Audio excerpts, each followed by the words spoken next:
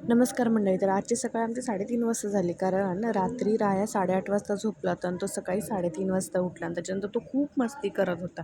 थोडा वेळ मस्ती केल्यानंतर तो झोपी गेला आणि मी झोपी जायच्या वेळेस मला माझे पिरियड्स आले. आता मला माहिती आहे की काही लोक ह्या गोष्टीबद्दल ओपनली बोलत नाहीत. काही लोकांना वाटतं की ह्या गोष्टीबद्दल बोलणं म्हणजे खूप मोठा गुन्हा आहे. म्हणजे तुम्ही ऐकलं असेल की काही जणी म्हणतात मला अडचण आली आहे. माझी आई तर मी लहान होते तेव्हा म्हणायची की मला कावळा शिवला आहे. पण खरंच ही चुकीची गोष्ट आहे का? आणि ह्याबद्दल का ओपनली बोलायचं नाही? ही खूप नॅचरल गोष्ट आहे जी एका महिलेच्या आयुष्याचा हिस्सा असतो. मग त्याच्याबद्दल बोलण्यामध्ये लाज कसली? असं रात्री उशिरा झोपल्यामुळे सकाळी उशिराच उठले. आईने टिफिन करून दिला आणि मग मी रायाला घेऊन ऑफिसला गेले. ऑफिसची कामं आवरली. रायाला घेऊन मी परत घरी यायला निघाले आणि आज आमच्याबरोबर मयूरही होता परत येताना.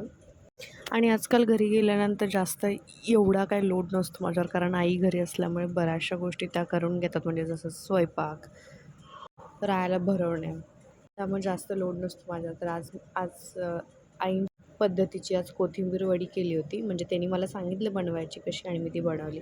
आणि आज मस्त मॅच बघत आजचा दिवस छान गोड एंड केला. Thank you for watching.